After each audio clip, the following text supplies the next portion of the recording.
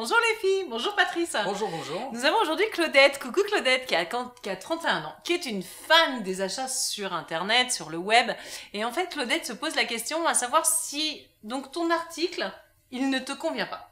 D'accord. La société te rembourse, mais quand tu renvoies ton article, est-ce que c'est à toi à payer les frais d'envoi? Bonjour Claudette. Alors, c'est une question très intéressante. En fait, vous avez deux cas de figure. C'est très simple déjà. Soit c'est pris en charge par, du moins le retour est pris en charge par le commerçant, soit le retour est à vos frais. Et en fait, cette information, vous pouvez la trouver très facilement dans les conditions générales de vente ou plus simplement sur le site internet en général. Vous avez des garanties sur les sites internet. Après, tout dépend des sites, hein. Il faut vraiment que vous regardiez les conditions générales de vente.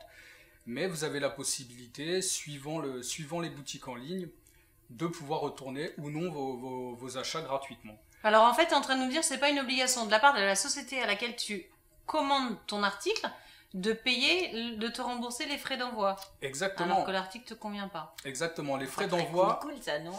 Après, vous pouvez vous arranger avec la société. Ils peuvent très bien faire un petit geste commercial, un petit avoir. Ça pose aucun problème en règle générale. Par contre, légalement, le commerçant est obligé de reprendre les articles sous 14 jours. Vous avez quand même 14 jours pour vous rétracter. C'est la différence avec la VPC. La VPC, la vente par correspondance, c'est 7 jours. Là, sur le web, c'est 14. Ah non, c'est 14 jours partout. Ah, maintenant. Partout, partout, même pour les articles soldés, la loi, non. Même pour les articles en promotion, c'est comme ça maintenant. C'est rentré en vigueur. Imagine, j'achète un article à 30 €. J'ai 40 € de frais d'envoi. C'est pas très logique cette histoire si les frais de remboursement sont à ma charge en fait. Qu'est-ce qu'on fait dans ces cas-là? Tout d'abord, c'est l'avantage et l'intérêt de commander sur des sites nationaux.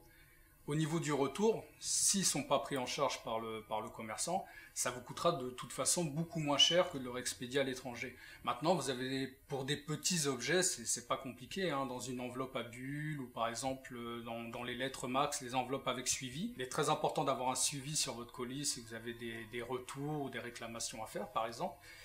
Et c'est pas très cher, hein, c'est de l'ordre de 3-4 € maximum et vous pouvez envoyer partout en France. Donc c'est une solution qui peut être très avantageuse si vous avez un retour ou si vous avez un problème particulier ou même si l'article ne vous plaît pas.